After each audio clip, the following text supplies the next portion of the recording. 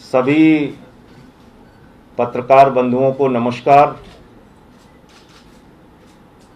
पिछले कई दिनों से भारतीय जनता पार्टी के लोग राम जन्मभूमि ट्रस्ट में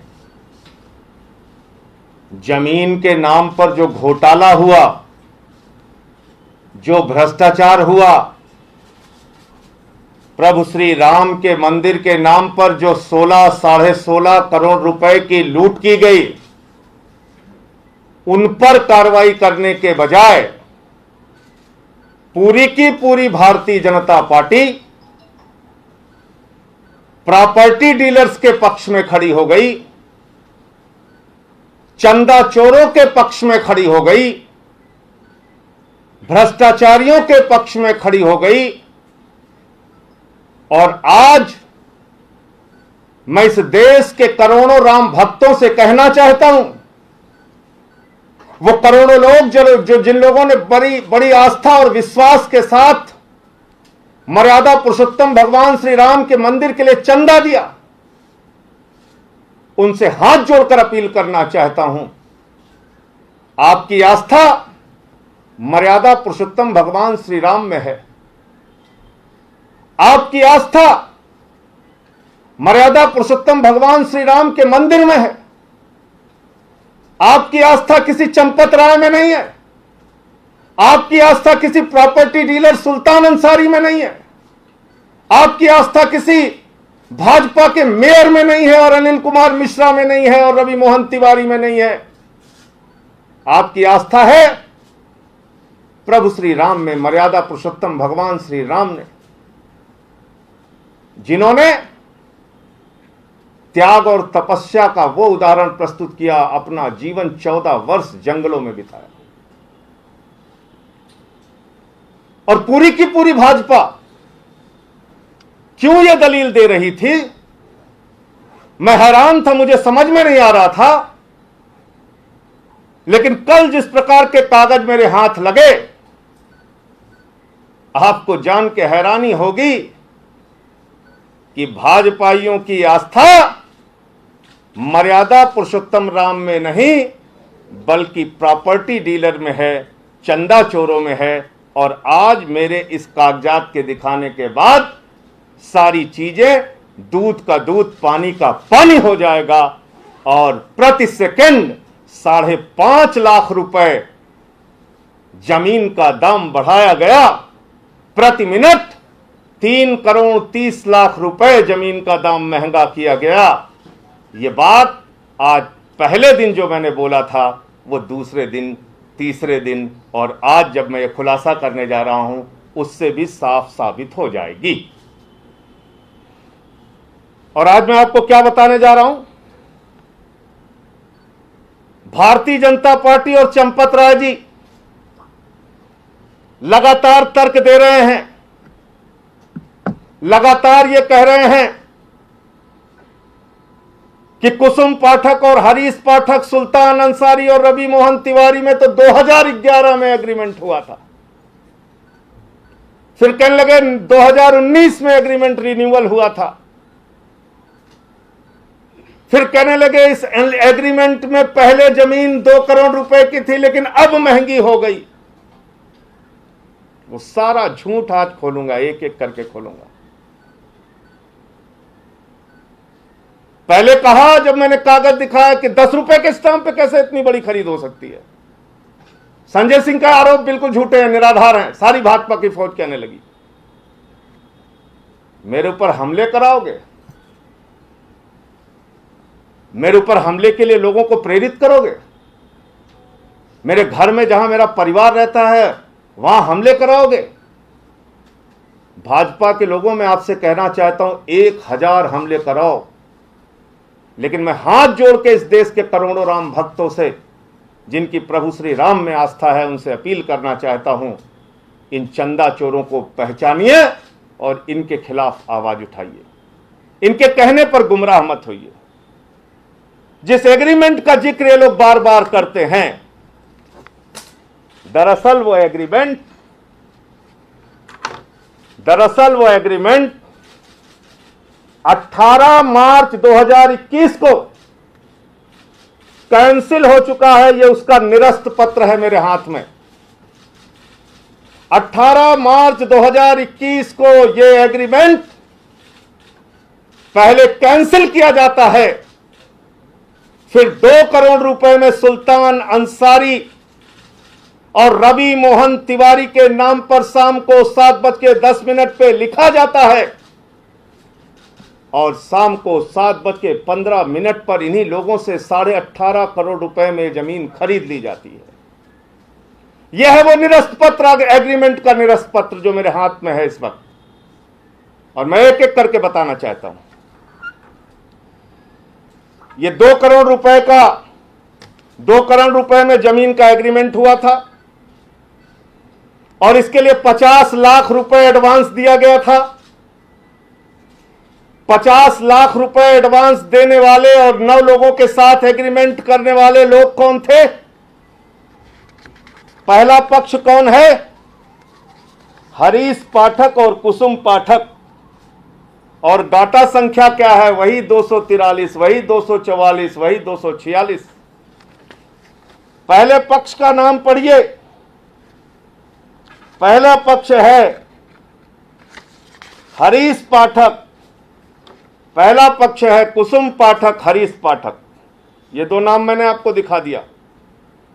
अब आते हैं दूसरा पक्ष, जिन 9 लोगों के साथ एग्रीमेंट हुआ। जिन 9 लोगों के साथ एग्रीमेंट हुआ उनका नाम मैं एक एक करके पढ़ के बताता हूं। वो दूसरा पक्ष कौन है? इच्छाराम सिंह, इच्छाराम सिंह, विश्व प्रताप उपाध्याय, इच्छाराम सिंह, विश्व प्रताप उपाध्याय, मनीष कुमार, पुत्र राम तीरथ, सूबेदार दुबे, पुत्र राम सूरत दुबे,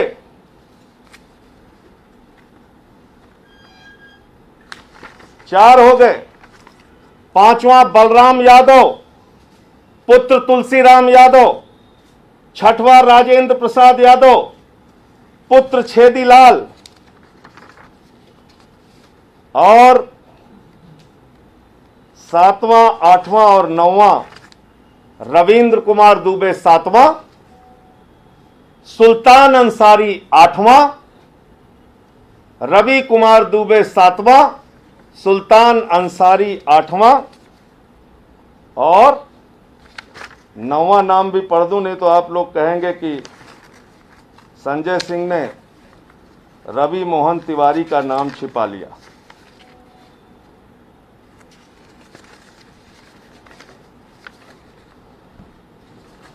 आठ नाम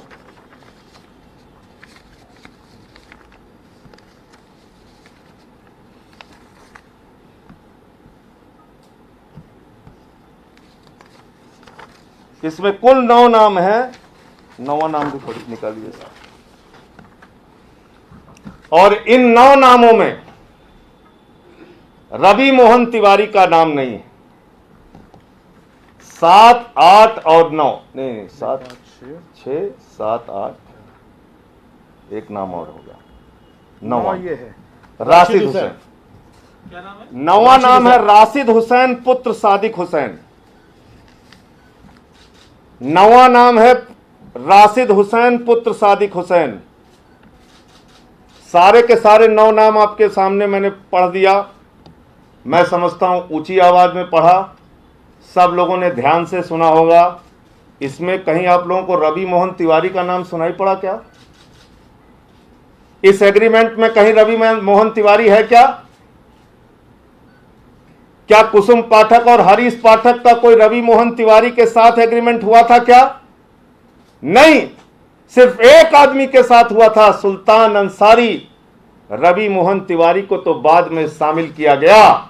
और आज मैं इस प्रेस कॉन्फ्रेंस में आप लोगों से कहना चाहता हूं, मेरे एक सवाल का जवाब पूछिए चंपत राय से, मेरे एक सवाल का जवाब पूछिए भाजपाइयों से कि रवि मोहन तिवारी और भारतीय जनता पार्टी के मेयर ऋषिकेश उपाध्याय के बीच में क्या रिश्ता है? एक सीरियल चलता था ना, ये रिश्ता क्या कहलाता है, ये रिश्ता क्या कहलाता है, ये रिश्ता क्या कहलाता है।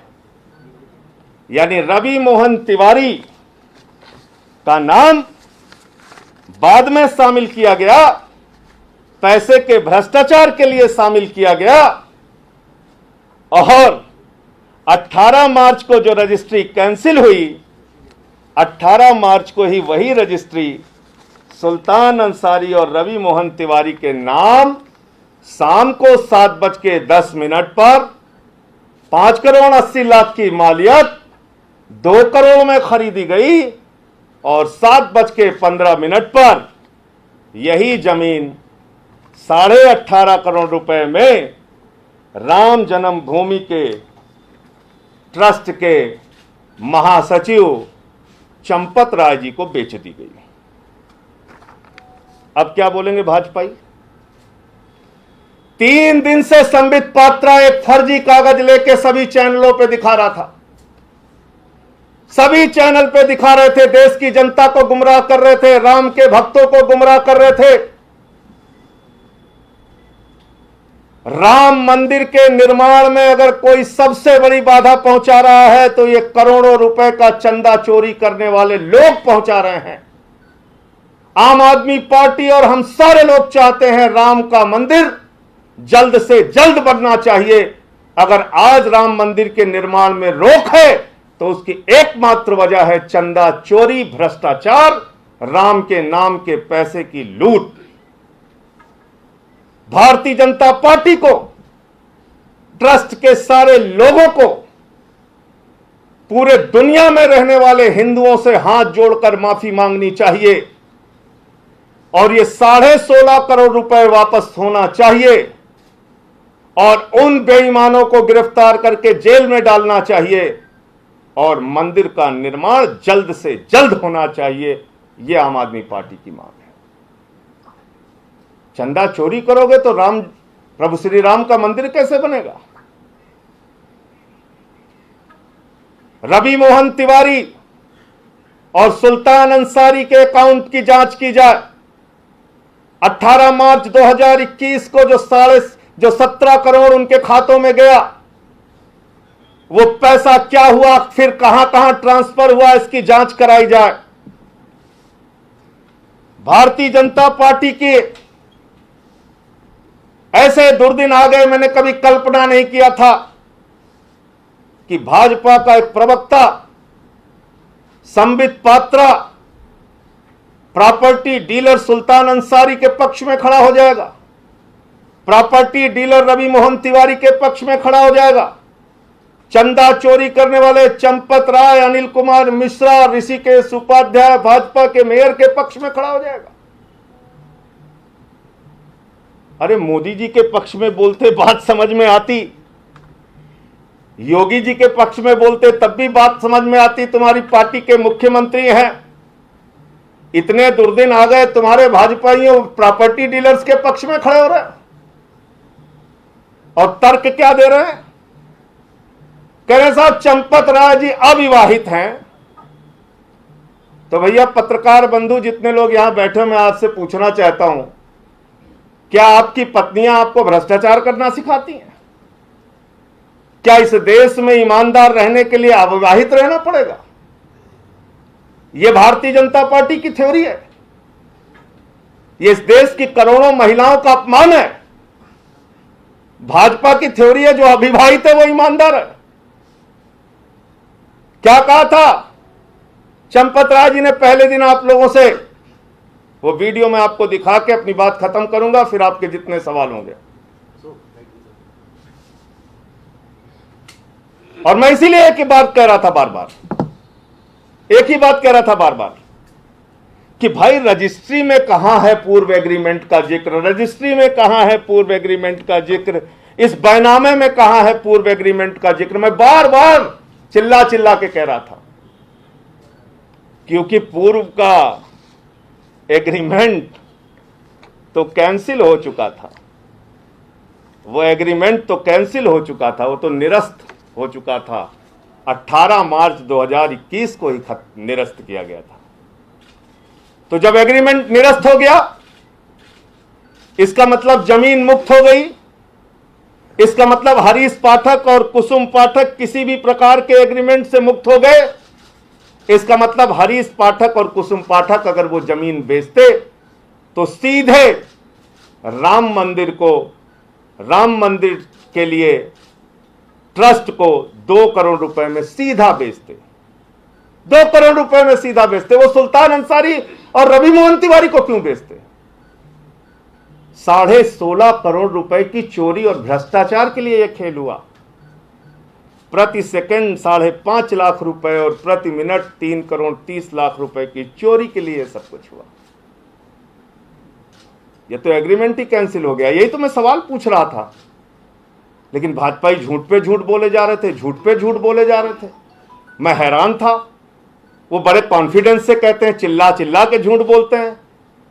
तो ये एग्रीमेंट कैंसिल हो गया था, इसीलिए इस बैनामे में इसका कोई जिक्र नहीं था, वरना ये लिखा होता कि 50 लाख की पेशगी ली गई। अब यहां तो 2 करोड़ रुपए ट्रांसफर हुआ है, 1.5 करोड़ ट्रांसफर होता बैनामे में। तो ये बात थी।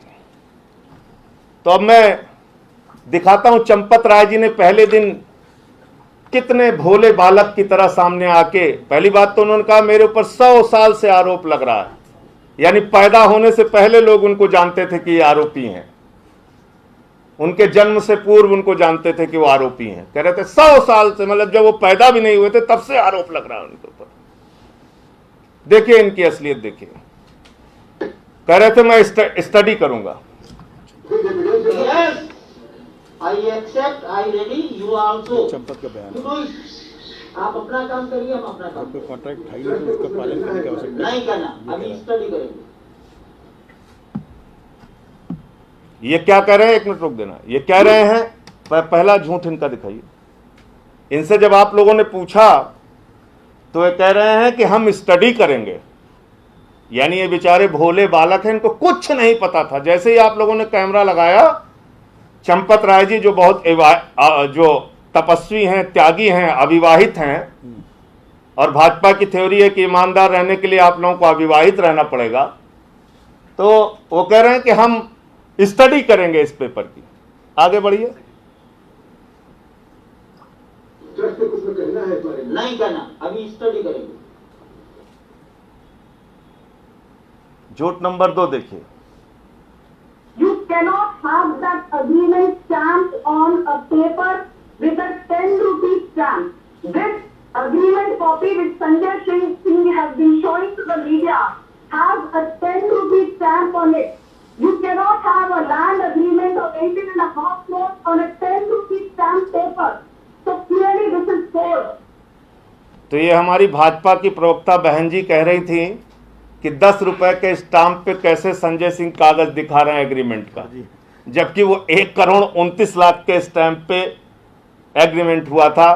आजकल ई स्टैंप निकलता है, डिजिटल इंडिया है, लेकिन बहन जी को पता नहीं था और भाजपा में काम करती हैं तो झूठ बोलने के लिए कहा गया होगा, तो इसलिए बहन जी ने झूठ बोला। ये दूसरा झूठ। 17/9/2019। अब सुनिए, एक मिनट अब सुनिए, एक मिनट रुको। चंपत राय अब सुनिए, जो चंपत राय कहते हैं हम स्टडी करेंगे, हमें कुछ नहीं पता, उनके बारे में ये सुल्तान अंसारी प्रॉपर्टी डीलर क्या कह रहा है, सुनिए ध्यान से। 17/9/2019 इसको जो है हम लोगों ने 9 लोगों ने इसका एग्रीमेंट कराया अपने नाम 2019 में। तो 19 में तो क्या रेट आया? 2 करोड़ रुपया 19 में जो है इसका रेट आया। 1 करोड़ से 2 करोड़ कैसे हुआ? क्योंकि समय इतना अंतराल जो है बढ़ा, उसके हिसाब से जिससे हमारे एग्रीमेंट हुआ उससे ये डील हुई कि भाई हम 2 करोड़ में देंगे, 1 करोड़ में हम नहीं देंगे। सर्किल बढ़ गया, 2 करोड़ रुपये में हमारी उनकी डील हो गई। 2019 को चलिए 2 करोड़ है, ठीक है। अब इसके बाद के ट्रस्ट आपके कब संपर्क में आया है?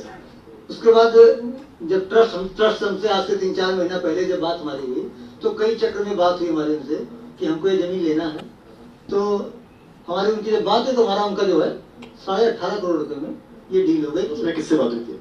हमारे चंपत राय जी थे और ट्रस्ट के 2-3 सदस्य और थे, जिसको हम नहीं जानते हैं क्या है। तो क्या बातचीत हुई? बातचीत ये हुई कि हमको आपकी जमीन लेना है, तो हमारा उनका जो है 18.5 करोड़ रुपए में तय हो गया। तो 18.5 करोड़ रुपए में तय हो गया। और तय किसने किया? चंपत राय जी ने 3-4 महीने पहले 3-4 महीने पहले जो भोले बालक हमारे खुलासे के बाद कह रहे थे कि मैं स्टडी करूंगा, मैं बहुत भोला हूं, मुझे कुछ नहीं पता, मैंने तो सुल्तान अंसारी का नाम नहीं सुना, उसकी शक्ल नहीं देखी। ये प्रॉपर्टी डीलर बता रहा है चंपत राय जी आए थे और 18.5 करोड़ रुपए में जमीन तय करके गए थे। अब मैं फिर अपनी बात को दोहराता हूं, मेरे ऊपर 1000 हमले करो भाजपाइयों, लेकिन चंदा चोरों को जेल भिजवा के मानूंगा। ये 16.5 करोड़ रुपए इस देश के गरीब राम भक्तों ने अपना पेट काट के मंदिर के निर्माण के लिए दिया है। ये 16.5 करोड़ रुपए वापस करो, देश के करोड़ों हिंदुओं से माफी मांगो और प्रभु श्री राम का मंदिर जल्द से जल्द वहां बनना चाहिए। ये चोरी और भ्रष्टाचार के वजह से राम मंदिर का काम रुका हुआ है, तो राम मंदिर की द्रोही भाजपा है, राम मंदिर के काम में रोक लगाने वाले ट्रस्ट के लोग हैं, राम मंदिर में चोरी करने वाली भाजपा और उनके साथ के लोग हैं। एक पेपर और है, लेकिन ज्यादा लंबा हो जाएगा, इसलिए उसका कल खुलासा करूंगा। ये रिश्ता क्या कहलाता है का जो अभी अगला सीरियल है वो कल आपको दिखाऊंगा। ये जो आप 18 मार्च 2021 वाला एग्रीमेंट कह रहे हैं जिसे निरस्त कर दिया गया था, क्या यही जब जमीन खरीदते वक्त ये वही एग्रीमेंट था क्या? नहीं तो जमीन खरीदते वक्त एग्रीमेंट बचा कहां? जब 18 मार्च 2021 को ये एग्रीमेंट निरस्त हो गया, 9 लोगों के साथ जो हुआ था, और जो ये व्यक्ति बता भी रहा है कि 2019 में ये एग्रीमेंट हुआ था 9 लोगों के नाम पे, तो जब ये एग्रीमेंट कैंसिल हो गया तो फिर जमीन खाली हो गई, फिर हरीश पाठक और कुसुम पाठक स्वतंत्र हो गए, फिर वो जमीन वो 18.5 करोड़ में बेचेंगे कि 2 करोड़ में बेचेंगे? इसका मतलब अगर ट्रस्ट सीधे उनसे बात करता तो 2 करोड़ में लेता, 18.5 करोड़ में क्यों लेता? क्योंकि